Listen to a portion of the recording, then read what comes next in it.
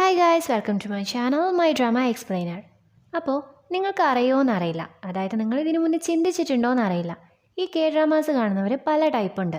അതിൽ 2-3 ഞാൻ പറയാവേ. ഒന്നാമത്തേത് ഓൺഗോയിങ് കെ ഡ്രാമ കാണുന്നവർ. രണ്ടാമത്തേത് ഫുള്ളി റിലീസായതിനു ശേഷം മാത്രം ആ കെ ഡ്രാമ ഇരുന്ന് കാണുന്നവർ. പിന്നെ വേറൊരു ടൈപ്പ് ഉണ്ട്, മുഴുവൻ എപ്പിസോഡ് റിലീസാവാനുള്ള ക്ഷമയില്ലാത്തത് കാരണം ആ റിലീസായ എപ്പിസോഡ് ഇരുന്ന് കണ്ട് വെയിറ്റ് ചെയ്യാൻ ഇഷ്ടമില്ലാതിരുന്നിട്ട് കൂടെ അടുത്ത എപ്പിസോഡിന് വേണ്ടി വെയിറ്റ് ചെയ്യുന്ന ആളുകളുണ്ട്. ഞാൻ ആ കൂട്ടത്തിൽപ്പെട്ട ആളാണ്. അങ്ങനെ ഇരുന്ന് കണ്ടതാണ് വെൻ ദ ഫോൺ റിങ്സ് എന്ന് പറയുന്ന ഈ കെ ഡ്രാമ. ഇപ്പം എനിക്ക് നല്ല മാറ്റമുണ്ട്. വെള്ളിയും ശനിയാവാൻ വേണ്ടി വെയിറ്റ് ചെയ്തുകൊണ്ടിരിക്കുകയാണ്. ഓക്കെ, അപ്പോൾ ഈ ഡ്രാമയുടെ ഫസ്റ്റ് എപ്പിസോഡ് എക്സ്പ്ലെയിൻ ചെയ്യുന്നതിൻ്റെ മുന്നേ കുറച്ച് കാര്യങ്ങൾ പറയാനുണ്ട്. ഒന്നാമത്തെ കാര്യം, ഇതിലെ ഹീറോയും ഹീറോയിനും മാരീഡാണ്. റിയൽ ലൈഫിലല്ലാട്ടോ ഈ കെ ഡ്രാമയിൽ. രണ്ടാമത്തെ കാര്യം, കല്യാണം കഴിഞ്ഞിട്ട് 3 വർഷമായി, എന്നാലും റിലേഷൻഷിപ്പ് വൻ ദുരന്തമാണ്. അവർ ഇന്നേ വരെ ഒരുമിച്ചിരുന്ന് ഫുഡ് കഴിക്കുക, മര്യാദയ്ക്ക് സംസാരിക്കുക പോലും ചെയ്തിട്ടില്ല. മൂന്നാമത്തെ കാര്യം, ഇതൊരു കോൺട്രാക്ട് മാരേജ് ആണ്. പൊളിറ്റിക്കൽ ഗെയിനിന് വേണ്ടിയിട്ടും അതേപോലെ ബിസിനസ്സിലെ വളർച്ചയ്ക്കൊക്കെ വേണ്ടിയിട്ടും നടന്നിട്ടുള്ള ഒരു മാരേജ്. വീട്ടുകാരുടെ മുന്നിൽ ഇവർ തമ്മിൽ യാതൊരു പ്രശ്നവുമില്ല. എന്നാൽ സത്യത്തിൽ ഇവർ കീരിയും പാമ്പുമാണ്. കീരിയും പാമ്പു എന്ന് പറയാൻ പറ്റില്ല, അവർ അറ്റ്ലീസ്റ്റ് അടി ഉണ്ടാക്കാറുണ്ടല്ലോ, ഇത് അതും ഇല്ല. അപ്പോൾ അവരുടെ റിലേഷൻഷിപ്പിനെ കുറിച്ച് ഏകദേശം ഒരു ഐഡിയ കിട്ടിയല്ലോ. ഇനി നമുക്ക് ഒന്നാമത്തെ എപ്പിസോഡിൽ എന്താ നടക്കുന്നതെന്ന് നോക്കാം. എപ്പിസോഡിന്റെ തുടക്കത്തിൽ തന്നെ നല്ല റോയൽ ലുക്കിൽ വരുന്ന ഹീറോയെയാണ് കാണിക്കുന്നത്. അവനൊരു ഡോറ് തുറന്ന് ഒരു ഹാളിലേക്ക് കയറുന്നു. ഇതാണ് നമ്മുടെ ഹീറോ പെക് സാവോൻ. നമുക്ക് സാവോൻ എന്ന് വിളിക്കാം. അവിടെ ഒരുപാട് ഗസ്റ്റ് ഉണ്ടെന്ന് പറയാൻ പറ്റില്ല, എന്നാൽ അവിടെ ഉള്ള ഗസ്റ്റ് എല്ലാം അവൻ്റെ ലുക്കിനെ കോംപ്ലിമെന്റ് ചെയ്തുകൊണ്ടിരിക്കുകയാണ്. അടിപൊളിയായിട്ടുണ്ടല്ലോ കാണാൻ, നല്ല ഹാൻഡ്സം ആയിട്ടുണ്ടല്ലോ കാണാൻ എന്നൊക്കെ അവർ പരസ്പരം സംസാരിച്ചുകൊണ്ടിരിക്കുന്നുണ്ട്. എന്നാൽ സാവോൻ ആരെയോ വെയിറ്റ് ചെയ്തുകൊണ്ടിരിക്കുവാണ്. അവൻ വെയിറ്റ് ചെയ്തുകൊണ്ടിരിക്കുന്ന വ്യക്തി ഇപ്പോൾ ഹാളിലേക്ക് വരുവാണ്. ഇതാണ് ഹീറോയിൻ ഹീജു, അതായത് സാവോന്റെ വൈഫ്. അവൾ നേരെ സാവോന്റെ അടുത്തേക്ക് വന്ന് അവന്റെ കൈ പിടിക്കുവാണ്. അവിടെയുള്ള എല്ലാവരും ഹീജു ആരാണ് എന്നുള്ള ആകാംക്ഷയിൽ നിൽക്കുവാണ്. സാവോൻ അവളോട് അവർക്ക് എല്ലാവർക്കും നീ ആരാണ് എന്നറിയാനുള്ള ആകാംക്ഷയുണ്ടാവും. ഇന്നത്തെ നമ്മുടെ റിലേഷൻഷിപ്പ് കാരണം ഒരു തെറ്റിദ്ധാരണയും റൂമേഴ്സും ഉണ്ടാവാൻ പാടില്ല എന്നവൻ പറയുന്നു. ഇപ്പൊ അവർ ഒരുമിച്ച് സ്റ്റെയർ കയറുന്നു. നെക്സ്റ്റ് സീനിൽ ഒരു ദിവസം മുന്നേ നടന്ന സംഭവങ്ങളാണ് കാണിക്കുന്നത്. ഹീജു ചെറുപ്പത്തിൽ സംഭവിച്ച ഒരു ഇൻസിഡന്റ് കാരണം സെലക്റ്റീവ് മ്യൂട്ടിസം കൊണ്ട് സഫർ ചെയ്യുന്ന ഒരാളാണ്. സെലക്റ്റീവ് മ്യൂട്ടിസം എന്ന് വെച്ചാൽ ചെറുപ്പത്തിൽ അവൾക്ക് സംസാരിക്കാനുള്ള കഴിവുണ്ടായിട്ടുണ്ടാവും, എന്നാൽ ജീവിതത്തിന്റെ ഏതോ ഒരു സാഹചര്യത്തിൽ വെച്ചിട്ട് ആ കഴിവ് ഇല്ലാതായിട്ടുണ്ടാവും. എന്ന് കരുതി അവൾക്ക് ഇനി സംസാരിക്കാൻ പറ്റില്ല എന്നല്ല, അങ്ങനെ സംസാരിക്കണമെങ്കിൽ അവൾ തന്നെ വിചാരിക്കണം മുന്നേ സംഭവിച്ച ഇൻസിഡന്റിനെ ഓവർകം ചെയ്യാൻ പാകത്തിന് ഏതെങ്കിലും ഒരു ഇൻസിഡന്റിലൂടെ അവൾ കടന്നു പോകണം. അങ്ങനെയാണെങ്കിൽ അവൾക്ക് ഇനിയും സംസാരിക്കാൻ പറ്റും. അതിനെയാണ് സെലക്റ്റീവ് മ്യൂട്ടിസം എന്ന് പറയുന്നത്. ഇങ്ങനൊരു അസുഖം ഉണ്ട് എന്ന് കരുതിയിട്ട് അവൾക്ക് ചെവി കേൾക്കുന്നതിനൊന്നും കുഴപ്പമില്ല കേട്ടോ. ഓക്കെ, ഹീജു ഒരു ന്യൂസ് ചാനലിലും അതുപോലെ കോടതിയിലും ഒരു സൈൻ ലാംഗ്വേജ് ഇന്റർപ്രറ്റർ ആയിട്ട് വർക്ക് ചെയ്യുവാണ്. അവളിപ്പോൾ ന്യൂസ് ചാനലിൽ വർക്ക് ചെയ്തുകൊണ്ടിരിക്കുവാണ്. റിപ്പോർട്ടർ പറയുന്ന കാര്യങ്ങൾ ആംഗ്യഭാഷയിൽ കാണിച്ചുകൊണ്ടിരിക്കുവാണ് അവള്. എന്നാൽ എന്തോ ഒരു സാങ്കേതിക തകരാറ് മൂലം അവളുടെ വീഡിയോ ലാഗായി പോകുന്നു. സോ അവൾ ഓഡിയൻസിനോട് മിഡിൽ ഫിംഗർ കാണിക്കുന്നത് പോലെയാണ് ആ വീഡിയോ റീപ്ലേ ആയിട്ട് കാണിച്ചുകൊണ്ടിരിക്കുന്നത്. ആ ഒരു പ്രശ്നം പെട്ടെന്ന് തന്നെ പരിഹരിക്കുകയും ചെയ്യുന്നുണ്ട്. ഹീജുവിന്റെ ഷിഫ്റ്റ് കഴിഞ്ഞ് അവൾ പോകുന്ന സമയത്ത് വേറൊരു ന്യൂസ് വരുന്നു. അത് പ്രസിഡൻഷ്യൽ ഓഫീസിൽ നിന്നുള്ള ന്യൂസാണ്. സാവോനാണ് റിപ്പോർട്ടേഴ്സിനോട് സംസാരിക്കുന്നത്. അവൻ ഗവൺമെന്റിന്റെ സ്പോക്സ് പേഴ്സൺ ആണ്. അവനാണ് ഗവൺമെന്റ് റിലേറ്റഡ് ആയിട്ടുള്ള എല്ലാ കാര്യങ്ങളിലും മീഡിയാസിനെ ഫേസ് ചെയ്യുകയും അതുപോലെ അവർക്ക് ഉത്തരം കൊടുക്കുകയും ചെയ്യുന്നത്. കൊറിയയിലെ ഒരു പ്രമുഖ രാഷ്ട്രീയ കുടുംബത്തിൽ ജനിച്ച് ഗവൺമെന്റിന്റെ സ്പോക്സ് പേഴ്സണായും അതുപോലെ നെഗോഷിയേറ്ററായും എല്ലാം വർക്ക് ചെയ്യുന്ന ഒരു വ്യക്തി.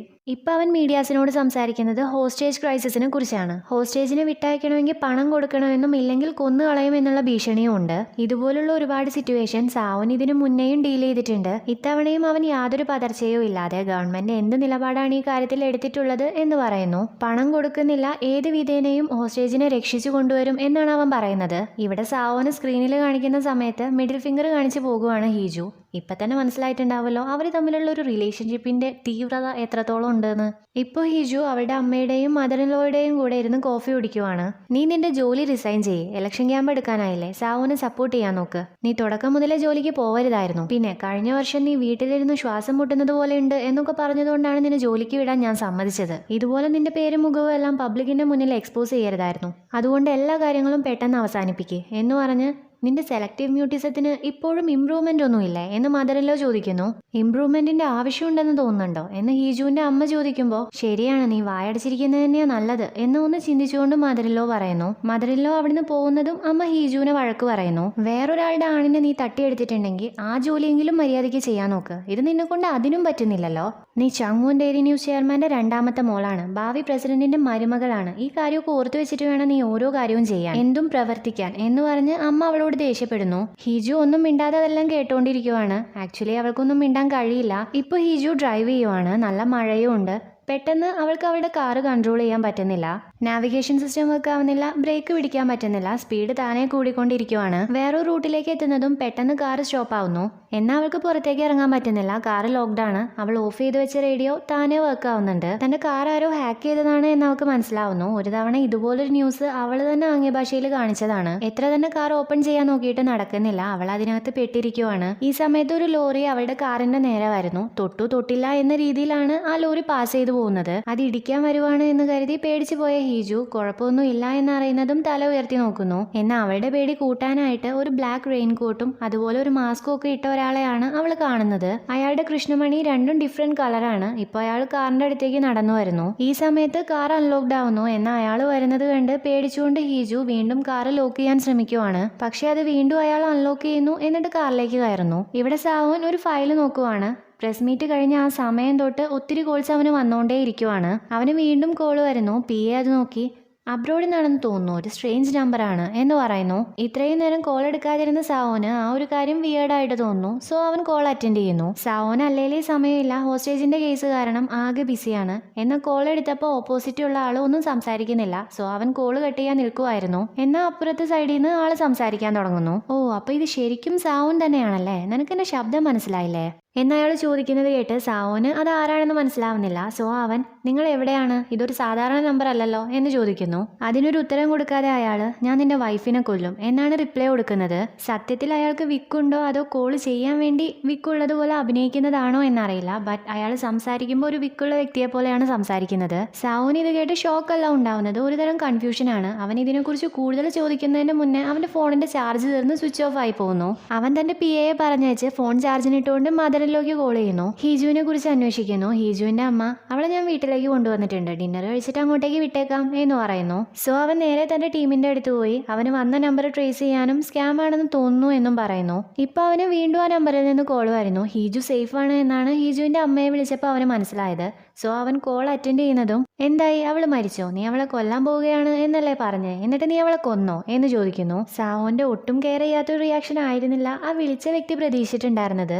അത് കാരണം ആ വിളിച്ച ആളാണ് ഷോക്കായി പോകുന്നത്. സാവോൻ, നീ എന്റെ വൈഫ് എന്ന് പറയുന്നില്ലേ, എന്റെ വൈഫ് ആരാണെന്ന് നിനക്കറിയോ? ഇത് നോക്ക്, ഇന്നത്തെ ന്യൂസ് കണ്ടായിരുന്നോ? ഇന്ന് ഞാൻ നല്ല ബിസിയാണ്, ഇതുപോലുള്ള പ്രാങ്ക് കോളൊക്കെ ചെയ്ത് എന്റെ ടൈം കളയരുത് എന്നവൻ പറയുന്നു. ഞാൻ നിന്റെ വൈഫിന്റെ കഴുത്തിലാണ് കത്തി വെച്ചിരിക്കുന്നത്, നീ ഇനി കോള് കട്ട് ചെയ്താൽ നിന്റെ വൈഫിനെ ഞാൻ കൊല്ലും എന്ന് പറഞ്ഞ് അയാൾ ചിരിക്കുവാണ്. സാവോൻ അതൊരു വിഷയമേ അല്ല എന്നുള്ള രീതിയിൽ ശരി എന്നാ കൊന്നേക്ക്, നീ ഡയലോഗ് അടിച്ചിരിക്കാതെ അങ്ങ് കൊന്നുകളാ എന്ന് പറയുന്നു. അയാള് ഇവളെ കൊല്ലാനുള്ള ടൈമായിട്ടില്ല, നമ്മൾ ഇതുവരെ പണത്തിന്റെ കാര്യം ഡിസ്കസ് ചെയ്തിട്ടില്ല, നീ എനിക്ക് എത്ര രൂപ തരും എന്ന് ചോദിക്കുന്നു. ഇത്രയൊക്കെ പറഞ്ഞിട്ടും സാവോൻ ഐ ഡോണ്ട് കെയർ മനോഭാവത്തിൽ ഇരിക്കുവാണ്. സാവോൻ, ഓ പണമാണോ, നിനക്ക് എത്ര വേണേലും പണം ചോദിക്കാം, പക്ഷേ ഞാൻ 1 രൂപ പോലും തരില്ല, ഇനി മേല എന്നെ കോൾ ചെയ്തു പോകരുത് എന്ന് പറഞ്ഞ് അവൻ കോള് കട്ട് ചെയ്യുന്നു. ഹീജു ഡ്രൈവ് ചെയ്തുകൊണ്ടിരിക്കുവാണ്. ഇതെല്ലാം ആ കിഡ്നാപ്പർ സ്പീക്കർ ഫോണിലിട്ട് ഹീജുവിന് കേൾപ്പിച്ചു കൊടുക്കുകയും ചെയ്യുന്നുണ്ട്. സാവോന്റെ ഈ ഒരു പ്രതികരണമായിരുന്നില്ല ആ കിഡ്നാപ്പറിന് വേണ്ടിയിരുന്നത്. അയാൾക്ക് നന്നായി ദേഷ്യം വരുന്നു. സോ അയാൾ ഹീജുവിന്റെ കഴുത്തിൽ കത്തിവെക്കുന്നു.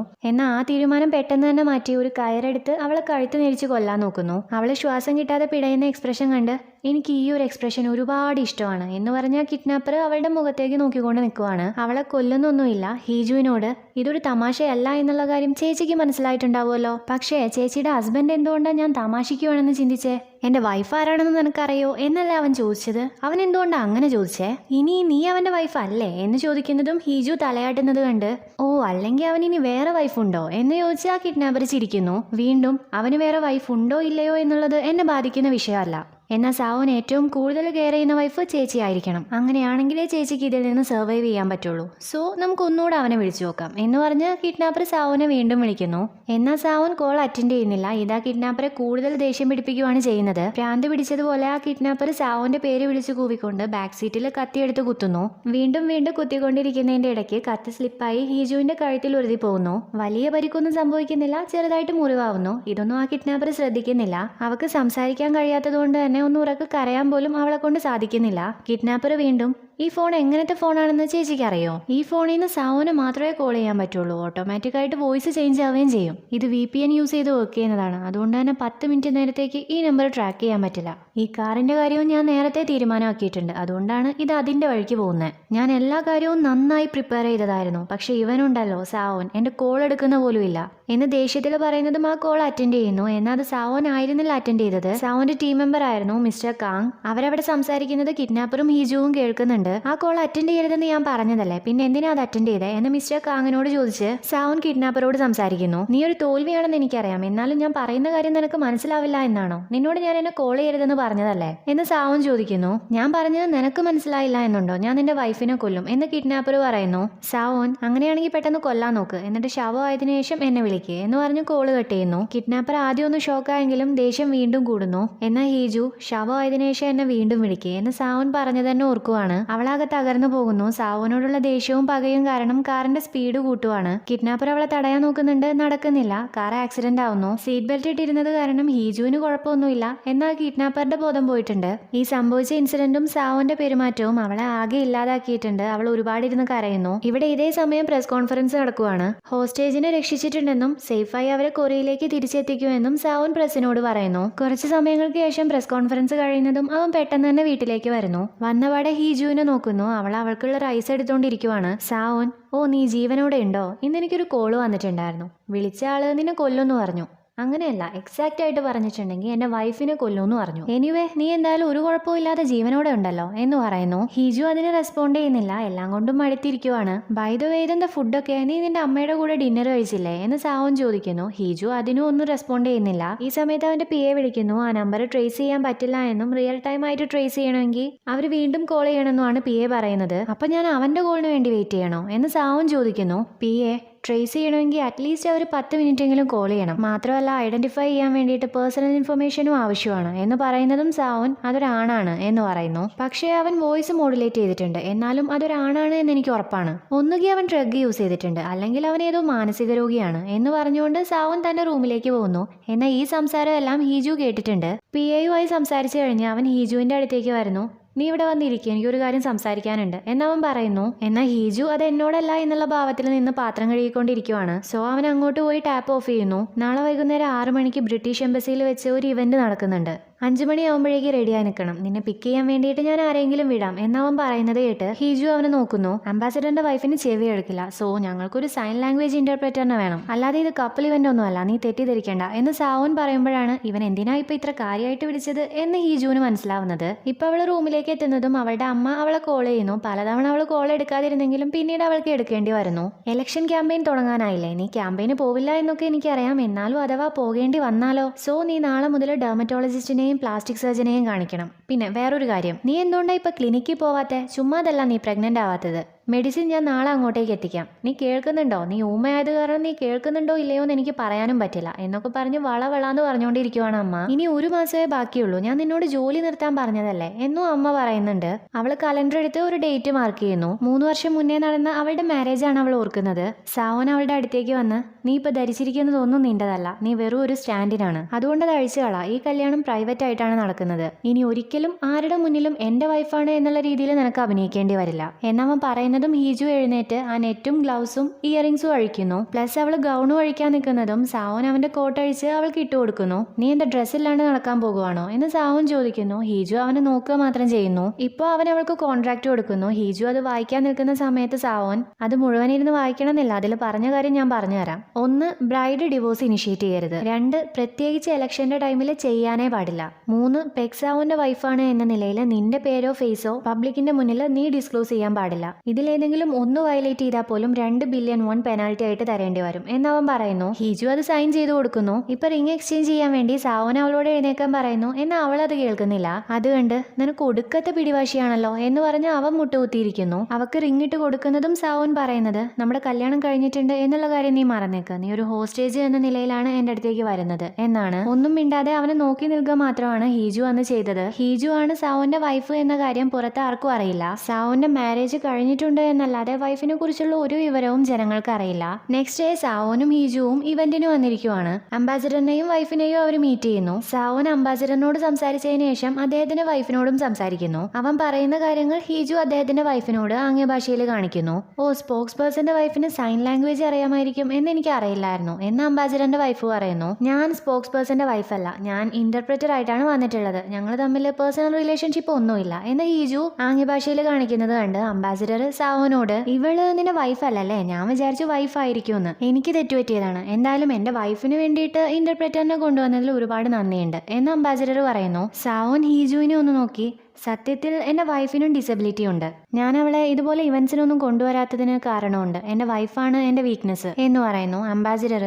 വീക്ക്നെസ്സോ ഡിസബിലിറ്റി കാരണമാണോ എന്ന് ചോദിക്കുന്നു. സാവോൻ പല സൈഡിൽ നിന്നും ആളുകൾ എന്നെ അറ്റാക്ക് ചെയ്യാൻ ശ്രമിക്കാറുണ്ട്. വേറൊരർത്ഥത്തിൽ പറഞ്ഞ ഗവൺമെന്റിന്റെ ഒഫീഷ്യൽ ആയിട്ടുള്ള ബലിയാടാണ് ഞാൻ. അതുകൊണ്ട് തന്നെ ഞാൻ നേരിടുന്ന പോലെയുള്ള അറ്റാക്സ് എൻ്റെ വൈഫ് ഫേസ് ചെയ്യാൻ പാടില്ല എന്ന് എനിക്ക് നിർബന്ധമുണ്ട്. അതാണ് ഞാൻ വീക്ക്നെസ് എന്നുള്ളതുകൊണ്ട് ഉദ്ദേശിച്ചത് എന്നവൻ പറയുന്നു. ആ ഒരു ഉത്തരം അംബാസിഡറിനും തൃപ്തികരമായിട്ട് തോന്നുന്നു. എന്നാൽ ഹീജുവിന് അവൻ പറയുന്ന എല്ലാ കാര്യങ്ങളും കള്ളങ്ങളാണ്. ഈ സമയത്ത് സാവോന് പിയുടെ മെസ്സേജ് വരുന്നു. ഞങ്ങൾ എല്ലാ കാര്യവും സെറ്റാക്കിയിട്ടുണ്ട്. ഇനി ആ നമ്പറിൽ നിന്നും കോൾ വരുമ്പോൾ ട്രേസ് ചെയ്യാൻ വേണ്ടി നമുക്ക് മാക്സിമം ശ്രമിക്കാം എന്നാണ് മെസ്സേജ് ചെയ്തിട്ടുള്ളത്. ഇപ്പൊ ഹീജു ഡ്രിങ്ക് ചെയ്തുകൊണ്ടിരിക്കുവാണ്. അടുത്തത് ഒഴിക്കുന്നതും സാവൻ ബോട്ടിൽ വാങ്ങുന്നു. ഇവിടുത്തത് കഴിഞ്ഞാൽ ഞാൻ വീട്ടിലേക്ക് പോകുവാണ് എന്ന് അവൾ ഫോണിൽ ടൈപ്പ് ചെയ്ത് കാണിക്കുന്നു. പറ്റില്ലാന്ന് സാവൻ പറയുന്നു. അവൾ വീണ്ടും ടൈപ്പ് ചെയ്യാൻ പോകുന്നത് കണ്ട് അവൻ മിണ്ടാതെ എൻ്റെ അടുത്ത് നിന്നാൽ മാത്രം പോരെ നിനക്ക്, ഇത് അത്ര കഷ്ടപ്പാടുള്ള കാര്യമാണോ എന്ന് ചോദിച്ച് ഇപ്പൊ വീട്ടിലേക്ക് പോണ്ട, കാല് വേദനിക്കുന്നുണ്ടെങ്കിൽ എവിടെങ്കിലും പോയി ഇരിക്കാൻ നോക്ക്, കുടിക്കുന്നത് നിർത്ത് എന്ന് പറഞ്ഞ് സാവൻ അവിടുന്ന് പോകാൻ നിൽക്കുവാണ്. ഹീജു അവനെ പിടിച്ചു നിർത്തി. എനിക്ക് സംസാരിക്കാൻ കഴിയില്ല എന്ന് കരുതി എനിക്ക് കേൾക്കാനും പറ്റില്ല എന്നാണോ നീ വിചാരിച്ചിരിക്കുന്നത്? എനിക്ക് ഒരു ഇമോഷൻസും ഫീൽ ചെയ്യാൻ പറ്റില്ല എന്നാണോ നീ ചിന്തിക്കുന്നത്? ഒരറ്റാക്കും ഞാൻ ഫേസ് ചെയ്യാൻ നീ സമ്മതിക്കില്ല എന്നല്ലേ കുറച്ച് മുന്നേ നീ പറഞ്ഞത്? ഞാൻ നിന്റെ വീക്ക്നെസ് ആണെന്നോ? വീക്ക്നെസ് എന്ന് വെച്ചാൽ എന്താണെന്ന് അറിയോ നിനക്ക്? ഇന്നലെ എനിക്ക് സംഭവിച്ചത് എന്താണെന്ന് അറിയോ നിനക്ക്? ഞാൻ നിന്റെ വീക്ക്നെസ് ആണ് എന്നുള്ളത് പോലെയൊന്നും അല്ലല്ലോ നീ ഇന്നലെ ബിഹേവ് ചെയ്തിട്ടുണ്ടായിരുന്നത് എന്നെല്ലാം അവൾ ആംഗ്യ ഭാഷയിൽ പറയുന്നു. അവസാനം അവനെ തെറിയും വിളിക്കുന്നു. അത്രയും നേരം ഒന്നും മനസ്സിലാവാതെ നെറ്റ്വർക്ക് പോയ പോലെ നിന്ന സാവോൻ അവൾ തെറി ആംഗ്യ ഭാഷയിൽ കാണിച്ചതും നീ എന്നെ തെറി പറഞ്ഞതാണോ എന്ന് ചോദിക്കുന്നു. അവൾ അതിനൊന്നും പറയാതെ അവിടുന്ന് പോകുന്നു. എന്നാൽ വീണ്ടും സാവോനോട് നീ പറഞ്ഞതാണ് നിന്റെ വൈഫെങ്കിൽ ആ വൈഫ് എന്തായാലും ഞാനായിരിക്കില്ല എന്ന് പറഞ്ഞ് അവൾ അവിടുന്ന് പോകുന്നു. ഹീജു അവിടുന്ന് പോയി കഴിയുന്നതും അവനൊരു ഗ്ലാസ്സിലേക്ക് വൈൻ ഒഴിക്കുന്നു. ഹീജു കുടിച്ചു വെച്ച അതേ ഗ്ലാസ്സിലേക്കാണ് അവൻ വൈൻ ഒഴിക്കുന്നത്. ഉഫ്, എൻ്റെ ഒരു കണ്ണ് നോക്കണേ, തൊട്ട് മുന്നിലിരിക്കുന്ന പെണ്ണ് ഞാൻ കണ്ടിട്ടുണ്ടാവില്ല, എന്നാൽ ഇമാതിരി കാര്യങ്ങളൊക്കെ ഞാൻ കറക്റ്റ് കാണാറുണ്ട്. എനിവേ വൈൻ കുടിച്ചുകൊണ്ടിരിക്കുന്ന സമയത്ത് അവന് കോള് വരുന്നു. സമയം നോക്കുമ്പോൾ 10 മണിയാണ്. ഇന്നലെ കോൾ ചെയ്ത അതേ നമ്പറിൽ നിന്നാണ് കോള് വരുന്നത്. അവൻ കുറച്ച് മാറി കോൾ അറ്റൻഡ് ചെയ്യുന്നു. ഓപ്പോസിറ്റ് ഉള്ള ആള് ഒന്നും സംസാരിക്കുന്നില്ല. സോ അവൻ സംസാരിച്ചു തുടങ്ങുന്നു. എന്റെ വൈഫ് സേഫ് ആണല്ലോ, ഇന്നലെ എന്താ നിനക്ക് അവളെ കൊല്ലാൻ പറ്റിയില്ലേ? ഇന്നലെ എന്തൊക്കെയോ പറയുന്നുണ്ടായിരുന്നല്ലോ, ഇന്നെന്താ നിനക്കൊന്നും പറയാനില്ലേ? ഭാവിയിൽ എന്റെ ഭാര്യയെ നീ എങ്ങനെ ഹേർട്ട് ചെയ്യാനോ ഉദ്ദേശിക്കുന്നേ? നീ പറ, എനിക്കിന്ന് ഒരുപാട് ടൈമുണ്ട് എന്ന് സാവൻ പറയുന്നു. ഇപ്പൊ ഓപ്പോസിറ്റ് നിൽക്കുന്ന ആള് സംസാരിക്കുന്നു. ശരിയാണ്, നീ പാർട്ടിയിലായതുകൊണ്ട് നിനക്ക് അധിക കാര്യങ്ങളൊന്നും ചെയ്യാനുണ്ടാവില്ലല്ലോ അല്ലേ എന്ന് പറയുന്നത് കേട്ട് സാവൻ ഷോക്കാവുന്നു. അയാള് ഞാൻ നിന്റെ അടുത്ത് തന്നെ ഉണ്ട് എന്നുള്ള കാര്യം അറിഞ്ഞ് നീ സർപ്രൈസ്ഡ് ആയിപ്പോയോ? ഞാൻ നിന്നെ തന്നെ വാച്ച് ചെയ്തുകൊണ്ടിരിക്കുവായിരുന്നു, പക്ഷേ നീ ശ്രദ്ധിച്ചില്ല എന്ന് പറയുന്നു. ഇൻവിറ്റേഷൻ ഇല്ലാതെ ആരെയും അങ്ങോട്ടേക്ക് കയറ്റില്ല എന്നുള്ളതുകൊണ്ട് തന്നെ സാവൻ കൂളായി സംസാരിക്കാൻ ശ്രമിക്കുന്നു. എന്നാൽ അവിടെയുള്ള ഫുഡ് ഐറ്റംസ് വരെ അയാൾ പറയുന്നത് കേട്ട് സാവൻ ഇപ്പൊ നന്നായി ഒന്ന് ഞെട്ടുന്നു. അവിടെയുള്ള ഗസ്റ്റിനെ എല്ലാം നോക്കിക്കൊണ്ട് അവൻ നീ ആരാ എന്ന് ചോദിക്കുന്നു. ഓ, എന്റെ കാര്യത്തിൽ ഇപ്പൊ നീ ക്യൂരിയസ് ആണോ? ഓക്കെ, നീ ആദ്യം ചോദിച്ച ചോദ്യത്തിന് ഞാൻ ഉത്തരം പറയാം. നീ ചോദിച്ചില്ലേ നിന്റെ വൈഫിനെ ഞാൻ എങ്ങനെയാണ് ഹേർട്ട് ചെയ്യാൻ ഉദ്ദേശിക്കുന്നതെന്ന് എന്നയാൾ ചോദിക്കുന്നതും സാവൻ ഹീജു പോയ വഴി നോക്കി നീ ചുമ്മാ കളിക്കല്ലേ, നീ എങ്ങനെയാ ഇങ്ങോട്ട് വന്നത് എന്ന് ടെൻഷനായി ചോദിക്കുന്നു. ഓ, ഇപ്പൊ നീ നന്നായി ടെൻഷൻ ആയിട്ടുണ്ടല്ലേ? ഇന്നലെ നീ അങ്ങനെ ചെയ്യാൻ പാടില്ലായിരുന്നു എന്നയാൾ പറയുന്ന സമയത്ത് സാവൻ ഒരാൾ തന്നെ നോക്കിക്കൊണ്ട് ഫോണിൽ സംസാരിക്കുന്നത് കാണുന്നു. സാവൻ നോക്കുന്നതും ആ ആള് പെട്ടെന്ന് അവിടുന്ന് പോവുകയും ചെയ്യുന്നു. ടൈം വേസ്റ്റ് ചെയ്യാതെ അവൻ അയാളുടെ പുറകെ പോകുന്നു. എന്നാൽ അവിടെ മുഴുവൻ തിരഞ്ഞു നടന്നിട്ടും ആ ഫോൺ ചെയ്തു പോയ ആളെ പിടിക്കാൻ സാവന് കഴിയുന്നില്ല. അയാളെ തിരഞ്ഞു നടക്കുന്ന സമയത്തും സാവൻ നിന്നെപ്പോലെ ഒരാൾക്ക് എന്റെ വൈഫിനെ എന്തെങ്കിലും ചെയ്യാൻ പറ്റുമെന്നാണോ നീ വിചാരിക്കുന്നത്? എന്നെ ഭീഷണിപ്പെടുത്താനാണ് നിന്റെ ഉദ്ദേശമെങ്കിൽ നീ സെലക്ട് ചെയ്ത ആള് മാറിപ്പോയി. എന്റെ വൈഫോ? നീ ആരെയാ എന്റെ വൈഫ് എന്ന് പറയുന്നത്? നീ അവളെ ഇതിനു മുന്നേ കണ്ടിട്ടെങ്കിലും ഉണ്ടോ എന്ന് ചോദിക്കുന്നു. അത് ശരിയാണ്, നിന്റെ ശരിക്കുള്ള വൈഫ് ആരാണെന്ന് ആർക്കും അറിയില്ല. ഹീജു അല്ലല്ലോ അല്ലെ നിന്റെ റിയൽ വൈഫ്? റിയൽ വൈഫ് എന്ന് പറയുമ്പോൾ നീ കല്യാണം കഴിക്കേണ്ടിയിരുന്ന ആളാണ്, അതായത് നിന്റെ ശരിക്കുള്ള ഫിയാൻസി. ചങ്മൂൺ ഡെയിലി ന്യൂസ് ചെയർമാന്റെ ആദ്യത്തെ മകള് ഈന, അവളല്ലേ ശരിക്കും നിന്റെ ഫിയാൻസി? കല്യാണത്തിന്റെ ഒരു ദിവസം മുന്നേ അവൾ ഓടിപ്പോയി. അവൾ എവിടെയാണെന്ന് ആർക്കും അറിയില്ല എന്നാണ് ഞാൻ അറിഞ്ഞത്. പക്ഷേ നീ എങ്ങനെയാ അവളുടെ അനിയത്തിയെ കല്യാണം കഴിച്ചേ? ഓക്കെ, എന്തൊക്കെ പറഞ്ഞാലും നിന്റെ ഫാമിലിയും അവളുടെ ഫാമിലിയും തമ്മിൽ ഒരു സിംബയോട്ടിക് റിലേഷൻഷിപ്പ് ഉണ്ടല്ലോ. നിനക്ക് എന്തായാലും ആ ഫാമിലിയിൽ നിന്ന് കല്യാണം കഴിക്കണമായിരുന്നു. സോ നീ അവളുടെ അനിയത്തിയെ കല്യാണം കഴിച്ചു, അതും ഹോസ്റ്റേജ് ആയിട്ട്. ഈ കാര്യം ആളുകൾ അറിഞ്ഞാൽ അവർക്ക് നല്ല ഇഷ്ടമായിരിക്കും അല്ലേ? ഷോക്കിംഗ് ന്യൂസ് ആയിരിക്കും അത് എന്നെല്ലാം പറഞ്ഞ് സാവോനെയും ഹീജുവിനെയും അവളുടെ ചേച്ചിയെയും കുറിച്ച് വളരെ മോശമായിട്ടുള്ള രീതിയിൽ അയാൾ സംസാരിച്ചുകൊണ്ടിരിക്കുവാണ്. ഇതൊക്കെ കേട്ട് സാവോന് ഷോക്കും ദേഷ്യവും എല്ലാം കൂടി കലർന്നൊരു ഇമോഷനിലാണുള്ളത്. എല്ലാം കേട്ടിട്ടും അവനൊന്നും മിണ്ടാത്തത് കണ്ട അയാള് എന്തു പറ്റി, നിന്റെ നാവിറങ്ങിപ്പോയോ? ആർക്കും അറിയാത്ത ഈ രഹസ്യം ഞാൻ എങ്ങനെയാണ് അറിഞ്ഞത് എന്ന് നിനക്ക് അറിയണ്ടേ? ഇത് കേട്ട് സാവോൻ ചോദിക്കുന്നത് നിങ്ങൾക്ക് എന്താ വേണ്ടേ എന്നാണ്. അതായിരുന്നു എനിക്ക് വേണ്ട ആൻസർ. ഇനി ഞാൻ എന്റെ ഡിമാൻഡ്സ് എന്താണെന്നുള്ളത് പറയാം. നീ ഹീജുവിനെ ഡിവോഴ്സ് ചെയ്യണം, എന്നിട്ട് നിന്റെ പഴയ ഫിയാൻസിയെ കിട്ടിക്കോ. എന്തായാലും നിനക്ക് നിന്റെ ലൈഫിൽ ഹീജുവിന് ആവശ്യമില്ലല്ലോ അല്ലേ എന്നയാൾ ചോദിക്കുന്നു. ഇനിയാണ് ഈ കോൾ ചെയ്തുകൊണ്ടിരിക്കുന്ന വ്യക്തി ആരാണ് എന്ന് കാണിക്കുന്നത്. അത് മറ്റാരുമല്ല, ഹീജു ആണ്. ഈ സീൻ കണ്ട് സ്ട്രൈറ്റ് ഒരു 5 സെക്കൻഡ് ഞാൻ വാ വിളിച്ചിരുന്നിട്ടുണ്ടായിരുന്നു. ഞാൻ ഇവളായിരിക്കും എന്ന് പ്രതീക്ഷിച്ചിട്ടേ ഉണ്ടായിരുന്നില്ല. അവന്റെ ഓരോ കൊളീഗ്സിനെയും ഞാൻ സംശയിച്ചിട്ടുണ്ടായിരുന്നു. ഈ മിണ്ടാൻ പറ്റാത്ത ഹീജുവിനെ ഞാൻ എങ്ങനെ സംശയിക്കാനാണ്? ഇനിയാണ് ഇന്നലെ നൈറ്റ് സംഭവിച്ചത് സംഭവിച്ച കാര്യം ഒന്നുകൂടെ ഡീറ്റെയിൽ ആയിട്ട് കാണിക്കുന്നത്. സാവോൻ, എന്നാ നീ ആദ്യം അവളെ കൊല്ല്, ശവമായതിനു ശേഷം എന്നെ വിളിക്ക് എന്ന് പറഞ്ഞ് കോള് കട്ട് ചെയ്ത ദേഷ്യത്തിലെ കിഡ്നാപ്പർ ആ കാറ് മുഴുവൻ കത്തിവെച്ച് കുത്തിക്കീറുമായിരുന്നു. ഹിജു വീണ്ടും വീണ്ടും ശവമായതിനു ശേഷം എന്നെ വിളിക്കുക എന്ന് സാവോൻ പറഞ്ഞതോർത്ത് കാറ് നിർത്തുന്നു. കിഡ്നാപ്പർ എന്തു പറ്റിയെന്ന സംശയത്തിൽ നിൽക്കുന്ന സമയത്ത് ഹിജു സാവോന്റെ കാര്യം ഓർത്ത് ആസോൾ എന്നവള് പറയുന്നു. അവൾ ഒരുപാട് കാലത്തിന് ശേഷം വാ തുറക്കുന്നത് തന്നെ സാവോനെ തെറി പറയാൻ വേണ്ടിയായിരുന്നു. ഇത്രയും നേരം മിണ്ടാതിരുന്ന ഹിജു ഇപ്പൊ സംസാരിക്കുന്നത് കേട്ട് കിഡ്നാപ്പർ ഷോക്കാവുന്നു. അവനെ തിരിച്ചു വിളിക്കുക, എനിക്കൊരു കാര്യം പറയാനുണ്ട്, ഇപ്പൊ തന്നെ അവനെ തിരിച്ചു വിളിക്കുക എന്ന് പറഞ്ഞ് അവൾ അലറുന്നു. കൂടെ ആ കിഡ്നാപ്പറുടെ കയ്യിൽ നിന്ന് ഫോൺ വാങ്ങി അവൾ തന്നെയാണ് സാവോനെ വിളിക്കുന്നത്. എന്നിട്ട് വീണ്ടും ആ ഫോൺ തിരിച്ച് കിഡ്നാപ്പറിന് കൊടുക്കുന്നു. അയാൾ ഇതെല്ലാം കണ്ട് ഒരു ഫൺ ഗെയിം കളിക്കുന്നത് പോലെയാണ് ഇരിക്കുന്നത്. സാവോൻ കോൾ എടുക്കാത്ത ദേഷ്യത്തിലായിരുന്നു ഓവർ സ്പീഡിൽ ഹിജു കാർ ഡ്രൈവ് ചെയ്തതും ആക്സിഡന്റ് സംഭവിച്ചതും. അവൾ എങ്ങനെയൊക്കെയോ കാറിൽ നിന്ന് പുറത്തിറങ്ങി നോക്കുമ്പോൾ കിഡ്നാപ്പർ ബോധം പോയി കിടക്കുന്നതാണ് കാണുന്നത്. അവിടെ വീണ് കിടന്ന ഫോൺ എടുത്ത് വീട്ടിലേക്ക് വരുമായിരുന്നു അവൾ ചെയ്തത്. ഇപ്പോ ആ ഫോൺ വെച്ച് സാവോനെ ബ്ലാക്ക്മെയിൽ ചെയ്യുകയും ചെയ്യുന്നു. ഹിജു, നിനക്ക് ഞാൻ പറയുന്ന കാര്യങ്ങൾ മനസ്സിലാവുന്നുണ്ടോ? നിന്റെ പേഴ്സണൽ ലൈഫും അച്ഛന്റെ ഇലക്ഷനും ചളവാകണ്ട എന്നാണെങ്കിൽ ഹിജുവിനെ ഡിവോഴ്സ് ചെയ്യ്, ഇല്ലെങ്കിൽ ഈ രഹസ്യം ഞാൻ ഈ ലോകത്തെ എല്ലാവരോടും വിളിച്ചു പറയും എന്നവള് പറയുന്നു. അവനൊന്നും മിണ്ടാതിരിക്കുന്നത് കണ്ട് എന്തുപറ്റി, നീ പേടിച്ചു പോയോ? ആഹാ, പെക്സാവോൻ എന്നെപ്പോലൊരു തോൽവി കാരണം പേടിച്ചു പോയോ?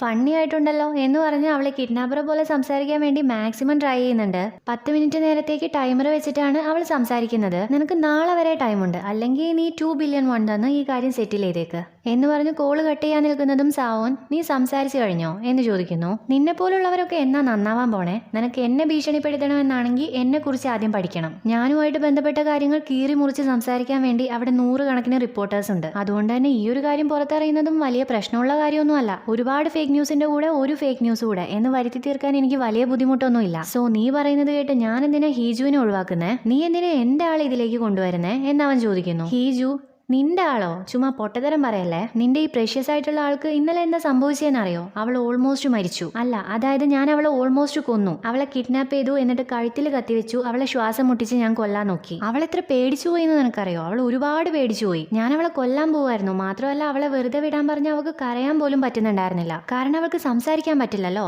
ആ സമയത്താണ് നീ അവളെ ശവമായതിനു ശേഷം വിളിക്കാൻ പറഞ്ഞ് കോള് കട്ട് ചെയ്തത്. ഇന്നലെ ഹിജു ശരിക്കും മരിക്കേണ്ടതായിരുന്നു. ആ കാർ ആക്സിഡന്റ് ആവുകയും ചെയ്തു എന്ന് ഫ്രസ്ട്രേറ്റഡ് ആയിക്കൊണ്ട് അവൾ പറയുന്നു. പെട്ടെന്ന് ആ ഫോണിലൂടെ ഇടിക്കുന്ന പോലെ ഒരു സൗണ്ട് കേൾക്കുന്നു. ഞാൻ ഇതിനു മുന്നേ ഒരാളെ കുറിച്ചും ഇത്രയ്ക്ക് ക്യൂരിയസ് ആയിട്ടില്ല എന്ന് സാവോൻ പറയുന്നു. ആക്ച്വലി അവൻ ദേഷ്യം കാരണം വാളിനിട്ട് കുത്തിയ സൗണ്ട് ആയിരുന്നു ആ കേട്ടിട്ടുണ്ടായിരുന്നത്. അവന്റെ കൈ മുറിഞ്ഞിട്ടുണ്ട്, അത്രയ്ക്ക് ഫോഴ്സിലായിരുന്നു ഇടിച്ചിട്ടുണ്ടായിരുന്നത്. അറസ്റ്റിന്റെ കാര്യം മറന്നേക്ക്, നിന്നെ ഞാൻ എന്തായാലും പിടിക്കും എന്ന് സാവോൻ വളരെ ദേഷ്യത്തോടെ പറയുന്നു. ഹിജു ഷോക്കാവുന്നു. 10 മിനിറ്റ് ആവുന്നത് കണ്ട് അവൾ പെട്ടെന്ന് തന്നെ കോള് കട്ട് ചെയ്യുന്നു. ഹിജു, ആക്ച്വലി അവൻ്റെ ട്രാപ്പിൽ ഞാൻ കുടുങ്ങിയതാണോ അതോ എൻ്റെ ട്രാപ്പിൽ അവൻ കുടുങ്ങിയതാണോ എന്ന് ചോദിക്കുന്നതോടുകൂടെ ഈ എപ്പിസോഡ് ഇവിടെ തീരുന്നു. അപ്പോൾ വീഡിയോ ഇഷ്ടപ്പെട്ടിട്ടുണ്ടെങ്കിൽ ലൈക്ക് ചെയ്യുക, കമൻറ്റ് ചെയ്യുക, സബ്സ്ക്രൈബ് ചെയ്യുക.